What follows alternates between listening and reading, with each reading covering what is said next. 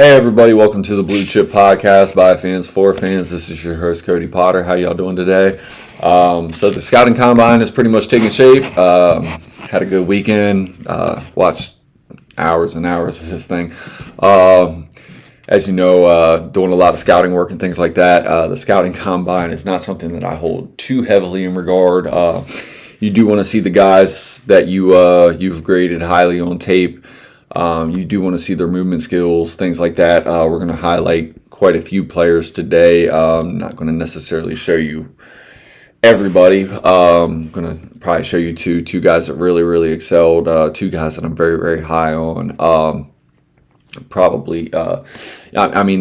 one player is probably the best player. Is the best player in this draft. Maybe grayed out at number 2, but he's really the number 1 player in the draft. As much as I do like Fernando Mendoza came in graded, 6'5", 238 pounds. I mean, he's everything you want from the quarterback position. This next player, he looked really good running through drills, man. To come in to be graded as highly as he is, to come out here and put in all the work that he did. Jeremiah Love, man, number 4 for Notre Dame. You can watch these highlight clips for days, man. I think he's a special player in this draft. There's a lot of things about drafting a running back high. There's a very high measurable, high standpoint, high mark that you got to hit. A true blue chip player in this draft, where I only have a few. Typically in any draft, there could be 2, there could be 7, there could be 12, depending on what they are. It's each individual grade. Jeremiah Love is the premier player in this draft. He's a player that I really like for the Commanders. I know as much as we need defense, Jeremiah Love is just the type of running back that typically doesn't go to a team that has a quarterback. We do have the quarterback. A lot of people, online, there's always a narrative around the running backs, the devalued position. Well, the narrative is going to change in about 2 or 3 years. If you don't have a running back, then you're not going to be able to excel because the position of the positional value of the position is going up. These players are going to start getting higher contracts. These players are going to start they're going to start making more money. Their positional importance is going to be, more highly sought after, more highly valued. You want to get ahead of the curve. To have the quarterback, my theory is in the draft is you go the best player round 1. It doesn't matter what the needs are on your team. You fill needs out in free agency. Free agency comes first. So any position that you need, when it comes to the draft, you're not looking for that player to be the maximized version of themselves. Running back is one of the positions that you can. You can get a very good version of this player early. There was always that thing about wide receivers taking time. Some of them still do. Linebacker was always a position that, sometimes it translates early again.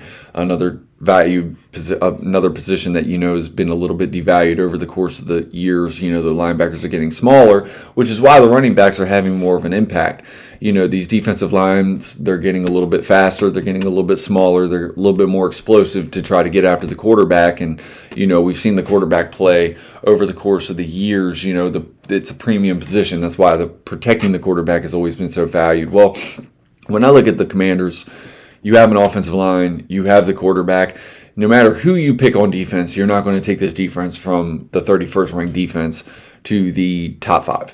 No matter who it is, there's not that player in the draft. And it would still involve, a very active free agency. But what you can do is you can put Jeremiah Love with Bill Jacory-Krosky-Merritt and, add him to Jaden Daniels, and the impact that you get from this player because he is a diverse running back. You can use him in the screen game. You can use him as a wide receiver, like lined out in the slot. He has that type of ability. He went through wide receiver drills in this combine, running a 4.36. Everything that you saw on tape, you saw from the combine. You see the foot speed, the contact balance. You see all these things. This is a one-of-one type player. If you're in the range to pick him and he's available, you shouldn't have any disregard of picking him because he is the best player in the draft. And if he is available to you, certain guys like David Bailey and certain guys that are higher positional value. If these guys are gone, and they do have lower grades than Jeremiah Love, you make this pick. It's that simple to me. Yes, I want a defense. I want a good defense on the Washington Commanders as much as anybody. But that said, it's a two-way street. Having a quarterback that can sustain drives, having a running back that can milk the clock at the end of the game when you have a lead, that benefits a defense. Controlling the clock benefits a defense, keeps your defense fresh. We saw this year in college football, we saw this year in the NFL, the running game was very, very dominant. Some of the best running backs that are in college football couldn't come out this year, and they'll be coming out next year. Jeremiah Love is one of the few guys that is coming out this year, and there is not another Jeremiah Love in this class. It's Jeremiah Love and then the field, and there's a big gap between the first and the second running back. Whether you like Jonah Coleman, whether you like the other running back from Notre Dame who had a really, really good combine, whether you like the Arkansas running back, Washington, who put up really, really, really good numbers, who, in my opinion, has a little bit of a vision issue and things like that, but is so athletic that he makes up for it with his athletic ability. Jeremiah Love gives you all of it, the contact balance, the ball carrier vision. He can catch the ball out of the backfield. He blocks very well. He is a very, very good size running back, 6 foot, 215 pounds. And then the explosive element that comes with it. He is a true blue chip player. You don't think it. You don't overthink it, man. This is the best player in the draft. If he is available to you, certain players are not on the board. If a Mansour Delane was grading out to a certain clip, like somewhere similar to Patrick Surtain, Sauce Gardner, you could justify taking a Mansour Delane over Jeremiah Love. But if you took a Mansour Delane over Jeremiah Love, you're reaching, and that's what it is. It's just that simple. Offensive line, there's a couple guys, whether it's the Miami offensive tackle, whether it's Fanu, the Utah offensive tackle. Well, with the assets that you've put in with Josh Connerly Jr. and Laramie Tunsil, he's going to get a contract this offseason, hopefully before free agency. It just propelled. You've set yourself up to be able to take this type of player. Is the defense complete? No. Is it going to be complete and dominant? Off of spending some money in free agency and things like that? No. But it will be better. What is only going to amplify making it better? Having a dominant run game, adding a Jeremiah Love. Again, I'm not against taking a David Bailey. I'm not against taking an Arvell Reese. Sonny Styles is on the board. I'm taking Sonny Styles. It is what it is. I'm not against any selection when it comes to these type of marks. It's about, like I said, it's about maximizing the best player, getting the best player on this roster in the first round, regardless of position, and he's that guy. Everything that you expected to see from this guy and the testing measurables and things like that, you got to see it.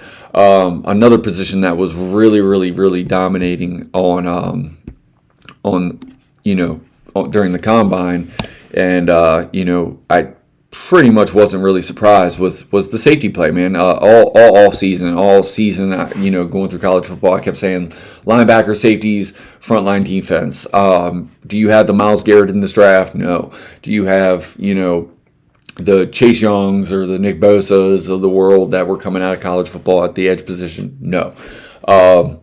Could you draft those guys over Jeremiah Love? The top two, Ruben Bain, Arvell Reese, or David Bailey. Could you take that guy even though they're grading lesser than Jeremiah Love? Yes, because of positional value and things like that. Yes, you can do it. It's justifiable. It's understandable. It's the need on the defensive side of the football, and if one of them guys are available, you totally make that pick. It's understandable to make that pick. But in the scenario where Arvell Reese is gone, Ruben Bain Jr. is gone, and David Bailey is gone, if Sonny Styles is on that board, you can make that pick. If Caleb Downs is on that board, you can make that pick. But then it's going to lead me to another guy that I really think is honestly, for all the Caleb Downs talk, I think this player is a lot closer than most people want to give him credit for. For various reasons. But Daniel Thiemann, the Oregon safety, man. This dude can play football. He's a transfer from Purdue. Very, very good football player, man. He's fast. He's got really good hips. Honestly, when you watch this guy move in the field drills, this is a guy that could play cornerback in the NFL, but he has the height, weight, speed to get to the ball, plays everything over the top. When you watch Oregon's defense, they're very, very disciplined. They keep everything in front of them, and Daniel Thiemann is a very, very big reason. If this guy is not picked in the top 15, it's completely mind-boggling in this draft class to me why this guy would not be picked in the top 15. Very, very physical safety, very, very rangy safety, smart safety. He could play in the box. He plays over the top very, very well. You don't get a lot of very, very true impact players at the free safety position. Daniel Thiemann is a true impact player at the free safety position. Has 8 interceptions over the course of his career. You watch this guy go through the drills. 4.37 at the safety position is super, super fast. I mean, you're watching this guy at Purdue, transferred to Oregon, and just continued that level of, really, really, really solid play. But then he did it on a defense that had, the horses, to compete for a national title. They did not get there, running into Indiana and teams like that. It was just not the best thing for them. But when you watch them play Texas Tech's offense couldn't get anything going down the field. Daniel Thiemann is a very, very big, proponent for that. Even in the Indiana game with all those weapons, Omar Cooper Jr., we all know how I feel about Omar Cooper Jr. Had himself a really, really good day. We're going to get to the wide receivers because, honestly, the funny thing about the way that I've graded these wide receivers and the comments that I've made about them, it's funny. When I watched this combine, a lot of the things that I saw on tape, which are why I have the wide receivers graded the way that I do, was just totally a preference thing, man. When in this draft, very similar to the edge position, you have really, really good wide receivers. It's a very, very deep position, but it is a pick your poison scheme, asset. I don't have any blues. I graded David Bailey as a blue. I don't have any blue chip wide receivers. My favorite wide receiver is Omar Cooper Jr. and then Denzel Boston right there. A big thing for me for what I see for them is it's a pick your poison position. It's a pick your skill set. What are you looking for? If you're looking for the big, huge body, the Drake London type, Denzel Boston's going to be your guy. If you're looking for that really, really refined route runner, maybe doesn't have the elite top end speed, but just sets you up. Jordan Tyson, Carnell Tate, those are going to be your guys. The finesse asset, the way that he uses his body and the body control that you see from Carnell Tate, the way that he plays the sideline, catches the ball away from his frame. Again, there's a reason why he's graded out. Ohio State receivers have a lot of translating. Sometimes people get into scouting the helmet instead of scouting the player. So Carnell Tate might be somebody's number one on their board, and it's completely justifiable with the translation that Ohio State has with Brian Hartline being their coach. They've translated these guys well. They're getting the 5-star premier players. Carnell Tate coming out of Chicago in high school, went to Ohio State, just continued everything that they've been doing, whether it's Emeka Egbuka, Terry McLaurin, the Garrett Wilsons of the world, the Chris Olaves of the world. There's a reason why the pedigree is what it is in Ohio State, but eventually there's going to be the one that busts. I'm not going to say Carnell Tate's that guy. I don't think he is. I think he has everything to be a true dynamic 1B receiver. I think he is a 1B receiver. I don't think you want him to be your sole number one guy on a team. I think he'd be the best asset and the best way to maximize Carnell Tate, I think, is being a 1B receiver, which makes him a 2, but whatever you want to do, that doesn't mean he can't play the X. It doesn't mean he can't play the Z. He can do all these things. That's why I say he's a 1B, because I don't think he is going to give you the dominating presence that, he's not going to be the Jamar Chase or the Justin Jefferson. I don't see that guy on tape. But can he be your T. Higgins to a Jamar Chase? Could he be that 1A, 1B piece to a Terry McLaurin?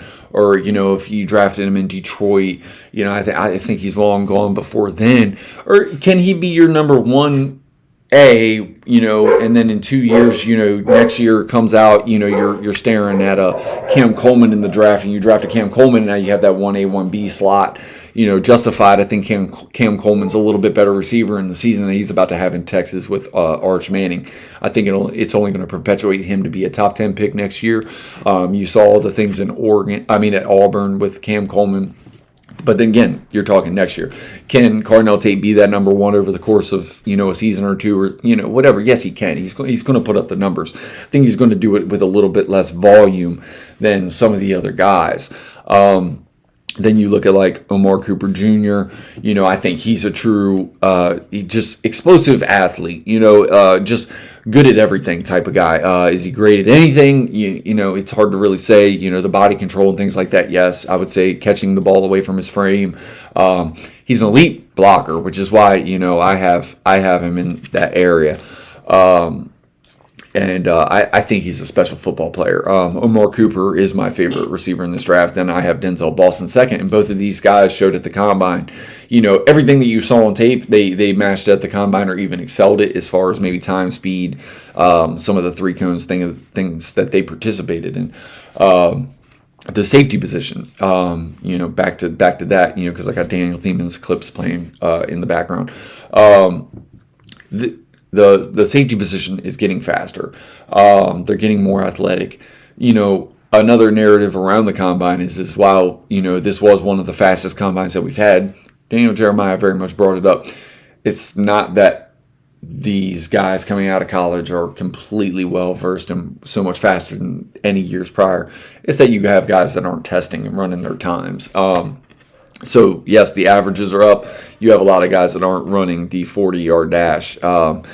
Then you have like the guys like Daniel Thieman who come out there and they blow up the 40-yard dash, and there's a reason that they tested it. It's because they knew they were going to test. A 4.37, 4.36 at the safety position, that's a very elite time. That's got to be in the higher percentile of testing numbers for a free safety. Then you factor in his football IQ, his tackling ability, his well-diverse skill set for coming downhill, keeping plays in front of him over the top, the way that he tracks the ball in the deep back end. He can play the deep half, he can play the deep hole, he can play the deep third. Whatever you want to do with Daniel Thieman, he's that guy. He's a top 15 lock for me. Does that mean he goes there? It's hard to say, but in this draft class, I think, the positional value for safety is what it is. It's always been that way. I'd have a really hard time thinking that this guy does not go in the top 15, just with every measurable that he has, with all the testing, with everything that you see from him on tape. Daniel Thieman's that guy. I don't see any situation where he's not a top 15 player. I mean, there are a ton of edges. There's, some offensive linemen that did a lot of really, really good things for themselves. Freeling, you saw everything that you wanted to see from a premier, like red, almost blue chip guard. You saw those things. Same thing with the Penn State offensive guard, Ioana. Very, very good player. He's my top graded offensive lineman in the whole class. And you have Freeling, who I think is going to be an elite guard at the next level. You saw the Logan Joneses of the world, guys that I've talked about here. If you look at mock drafts, you see grading and things like that. Before all these testing numbers came out, you're getting Logan Jones in the 5th or 6th round on the PFF mock draft simulator. Again, it's a simulator. It's not real. I mean, like certain scouts and certain teams look for certain skill sets. Logan Jones can go in the 3rd round. To me, he's got a 3rd round grade. He's got even a fringe 2nd round grade. If he went in the 2nd round, I think that's about where his value starts.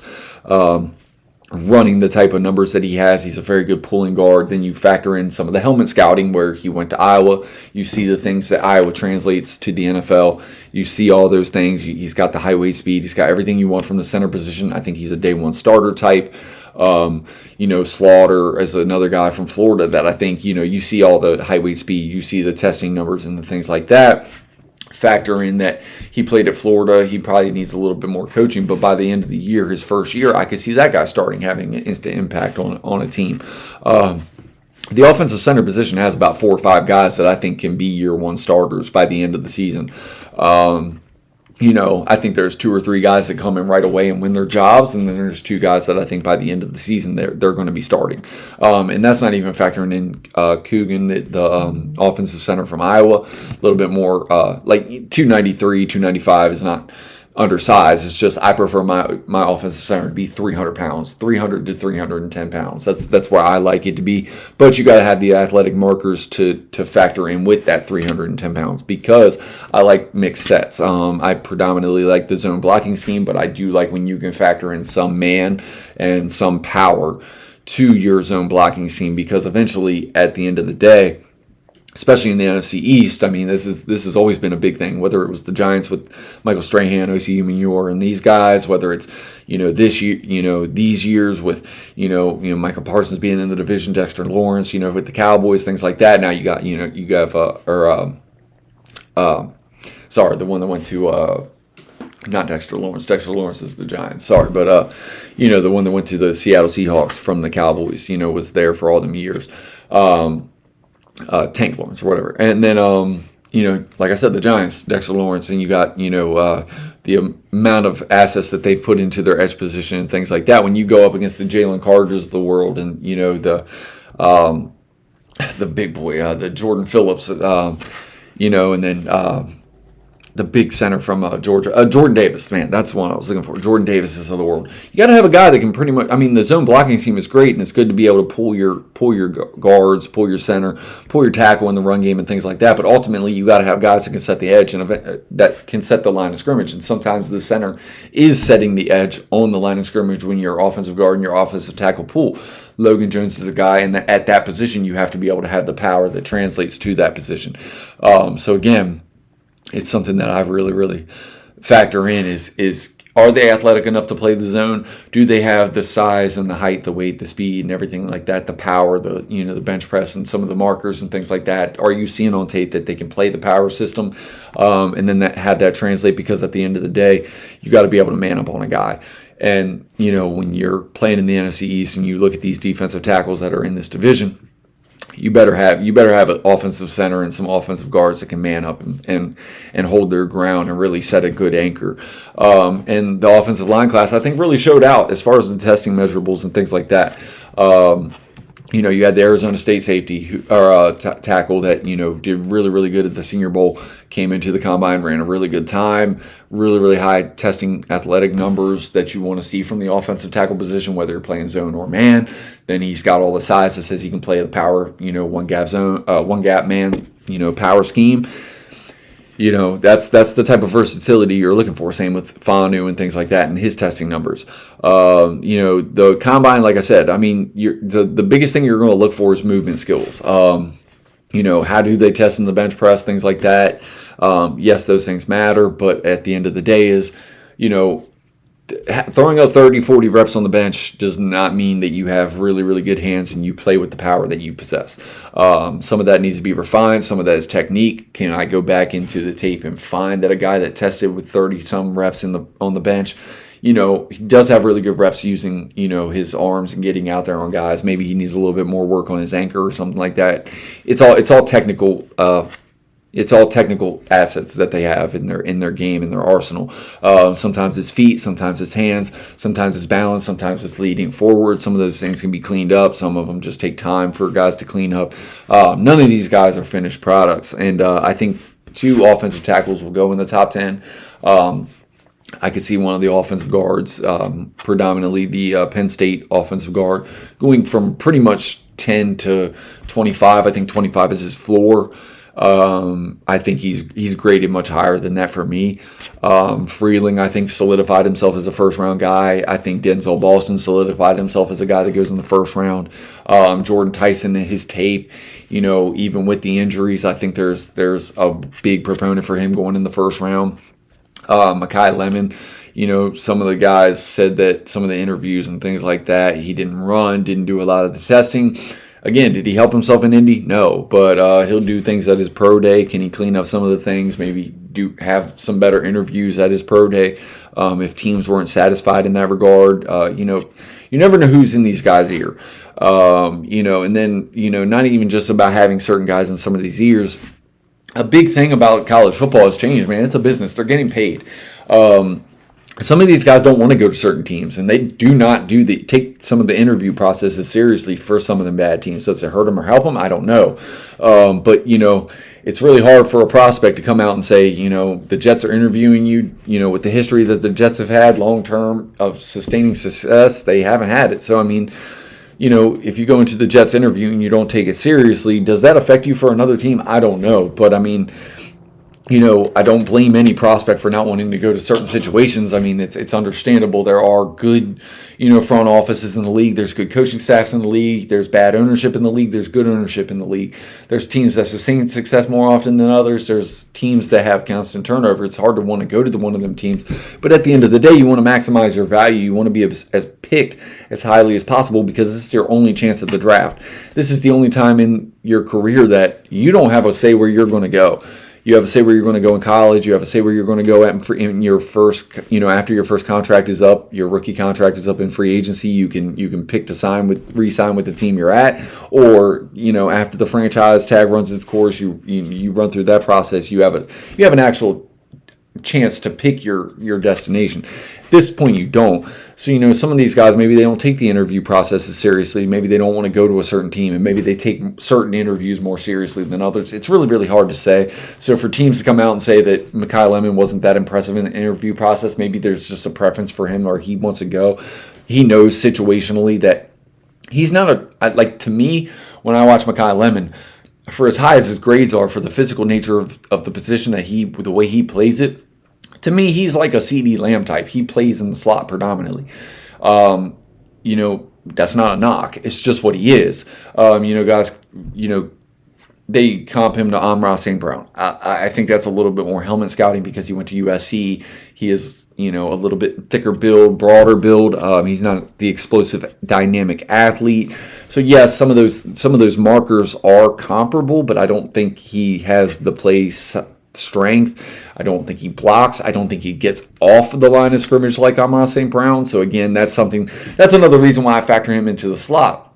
You're keeping this guy in the slot because the slot position, the slot corner, never plays press man. It's very seldom that they do, and if they do, it's more of a zero blitz kind of situation where the safeties and the linebackers are all coming, hot on the quarterback. It's like a certain down and distance, and you're just trying to get off the field, trying to get that quick pressure. So it's very seldom are the slot positions really getting jammed up at the line of scrimmage. When Mekhi Lemon goes outside, I see him struggling getting off the line of scrimmage. So again, that's another reason why, I know what he did, the Biletnikoff and things like that. I understand that. Like, he's a very, very good player, but on tape, for me to have a blue grade, as I've explained it in certain positions, is why Sonny Styles gets a blue, Jeremiah Love gets a blue, David Bailey. There might be some of the holes in the running game that you saw over the course of his career, but you've seen him clean it up over the last couple years in certain aspects. It's very, very hard to get a blue level grade. And again, consensus grading is all over the place. There's a pick your preference for a lot of positions, certain body types, certain skill sets. And I prefer the Omar Cooper Jr. skill set where it's, maybe he's not the 6'3", 6'4", but dynamically explosive off the line. Cuts in and out of his cuts. He's got that explosive. He maintains his speed in and out of his cuts. His route running is real refined. Also blocks to a plus level outside in the run game.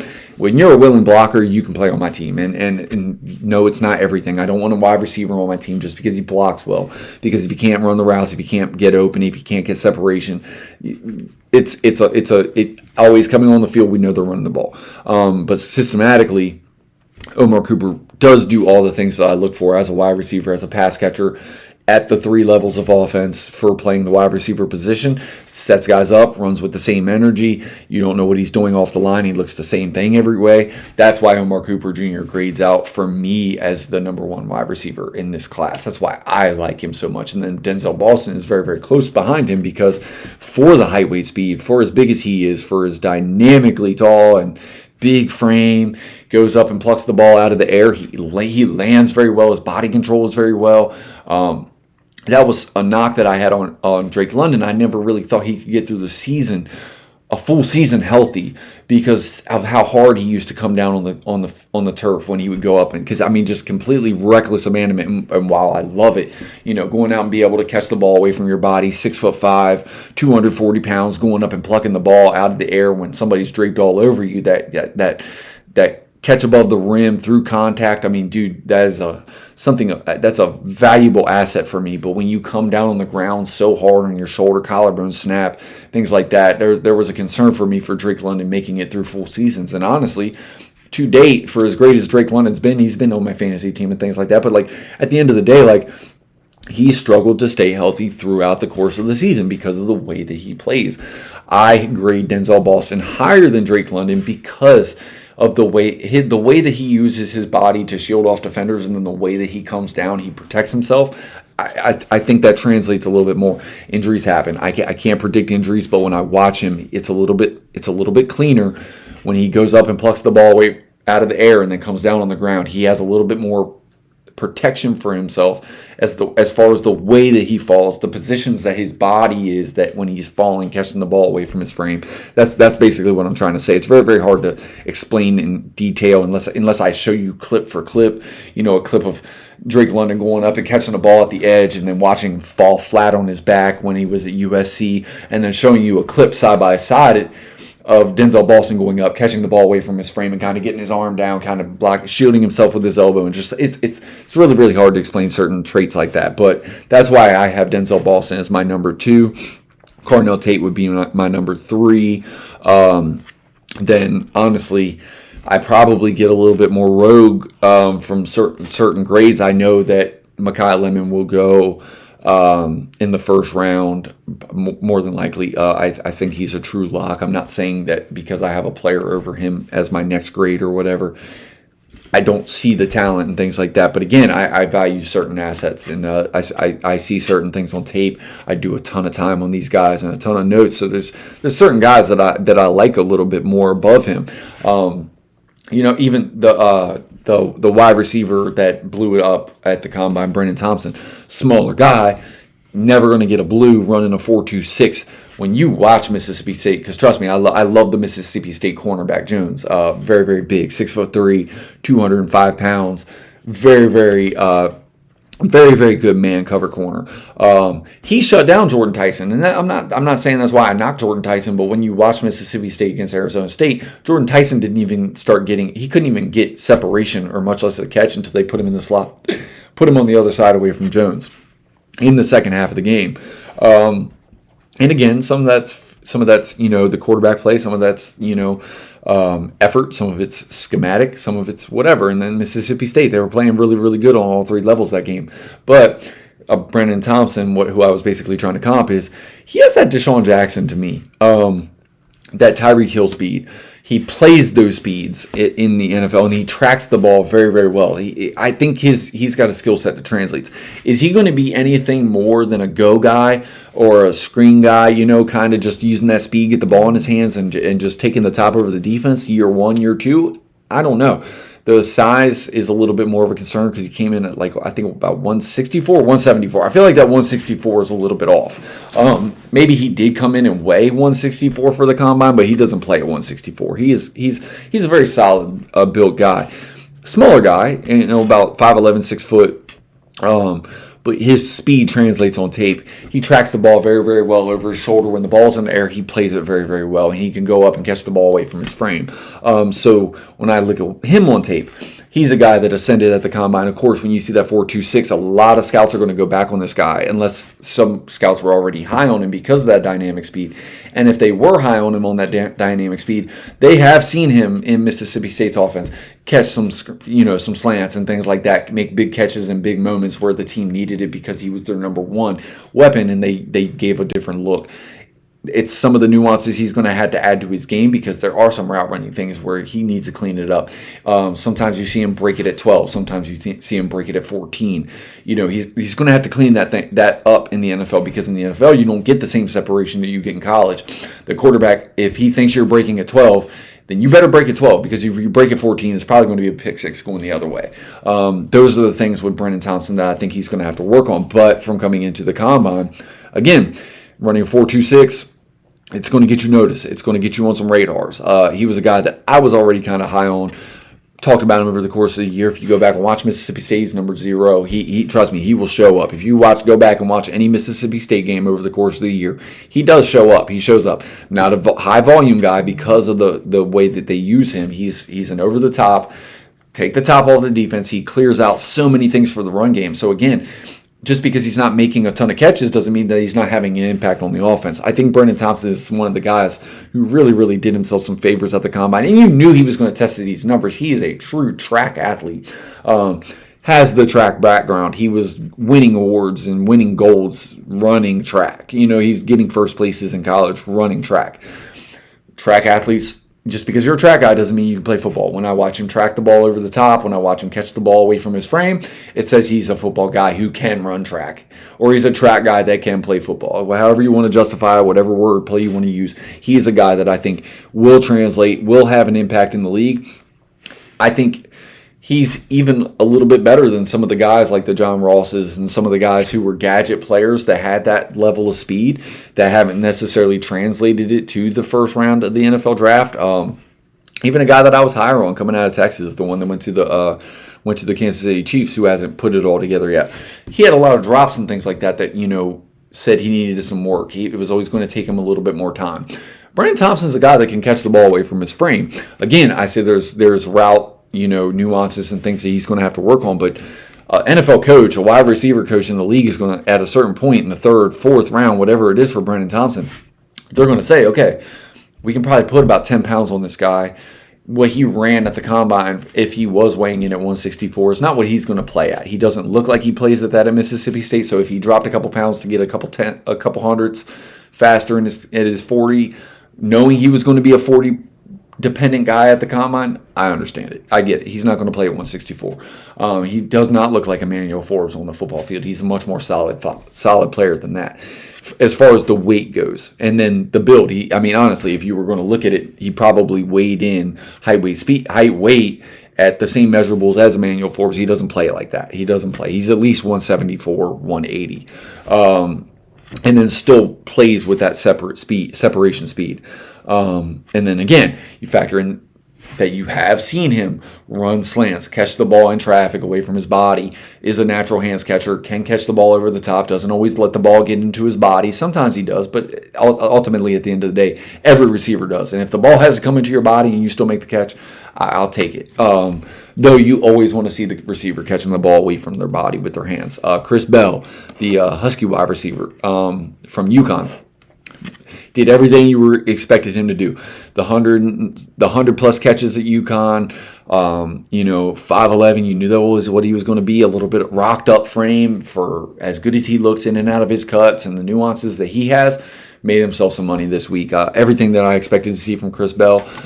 Again, we're going to continue to talk about these players. This is going to be it for this closeout episode of the NFL Scouting Combine. I'm going to still be doing a lot more player reports. I'm going to go down position by position and really not bounce around here. I wanted to talk more winners of the draft. I'd already talked about Sonny Styles. I'd already talked about David Bailey. Talked about a couple of the linemen today, Fanu and Fleming, guys that really, really, I think, solidified everything that you saw from tape that you knew when they came into the combine. It was going to be, can they show that? They did. Jeremiah Love, same thing. You usually don't expect a guy like this to test, but as good as he is, as scheme diverse as he is, everything that you saw the unicorn, you saw the blue chip grade, everything that you wanted to see from that guy. He is that guy. He's not just a true running back. He is a true running back plus. Scheme diverse player, everything you want from that position. The way that the league is going, he can play the yesteryear, he can play the way that the league is going, and then you just do everything in between. Run, block, pass, everything you want to see from that guy again. And then, like I said, just to see the wide receivers, everything that I saw on tape kind of play out that way. And kind of more solidify the way that my board has been set from the game tape, and then seeing that carry over for the wide receiver position. We're going to have pro days. I'm going to be talking all these pro days as these prospects come. That's really where I'm going to get into a lot of the mid-round guys and things like that, later round guys at certain schools that I like. I think they're going to be value players. It's just there's a lot to come. certain guys, like I said, they didn't test. They knew they were going to run slow, certain things like that, or they're still working on the 40 and their techniques and things like that. They're going to run at their pro days. We're going to see some fast times at certain schools because their tracks are a little bit faster. Yeah, man, I mean, it's a really, really exciting time. We're about to get into free agency. There's a lot of football that we're going to be talking over the next few months. And the draft is going to get here eventually. And by the time it does, it comes quick. I think the way that my board is usually set is usually how things are going to work towards the draft season. You're going to see experts. They're going to blow up on Sonny Styles, have him top 3. I don't try to ride the wave with these guys. I just try to keep them where they are for me over the course of watching these guys for 2 or 3 years. They are what they are for me by the end of the season. To see it at the end of the combine kind of play out that way. You're going to see some risers. You're going to see some fallers. The pro days are going to come. They're going to do what they do. They're either going to improve their numbers. They're going to whatever. You're going to have guys that have interviewed very well, that just are very, very smart, high IQ football players, Jacob Rodriguez and things like that. As we get further away from the combine, their draft stock is, and honestly, Jacob Rodriguez, he killed it at the combine for everything that you saw on tape. The testing numbers he had really, really good numbers for everything that he is, the high IQ football player. I think he did himself fine. So again, this is just winners and losers from the Underwear Olympics, as they call it. I just always look at it as, I want to see the field drills. I want to see how they move. Did their hips look tight, especially for corners, wide receivers, things like that? Offensive linemen, can they keep a good center of gravity? Or did they have a tendency to lean forward in certain drills, things like that, and just keeping a very good balance? Running back, same things, quick feet, things. It's all technical. It's all how they train. These players are coming out way cleaner than they used to come out because they're running through 7-on-7s at the wide receiver position, cornerback position. Offensive linemen are getting year-round training. I mean, it just is what it is, man. These guys are training year-round. This is their job. And, I mean, you see it when you see these guys run through the drills as much as they've improved coming out. The level that players are coming out of college at compared to what they used to, I mean, it's even crazier if you watch high school football and watch these high school players coming out of high school, coming into college and having the immediate impact that they're having. I mean, the number of players that are doing that and translating as quickly as they are to being premier college level players at the freshman level, it's more than ever, man. And you just see them sustain success through 3 years, and that's why these guys are coming out with the blue chip grades that like they are. And I'm telling you, these next couple classes, you're really about to see, especially at the wide receiver position, cornerback position, you're seeing the linebacker position take off. The running back position next year is going to be crazy. Quarterbacks are going to be loaded next year. I mean, depending on how certain guys play. Certain guys fit in some of the transfer portals and things like that. Guys like Sam Levitt and things like that. Can you see the Lenore Sellers clean it up in South Carolina and just things like that? But again, I appreciate you guys checking out the pod. These are your combine winners, and I don't go losers. There are no losers for me. Not at the combine. To me, it's the tape. The tape matters, and then do you show it at the combine what you show on tape? And if you didn't, you still have your pro day. I don't have losers for the combine, man. So these were your combine winners, Daniel Thiemann, guys like that. I mean, there's more guys that I could even mention, and I just appreciate you guys. Like I said, I appreciate you guys checking out the pod. This is Cody Potter with the Blue Chip Podcast. I hope you guys have a blessed week, and I'll have a lot more for you in the future. Peace.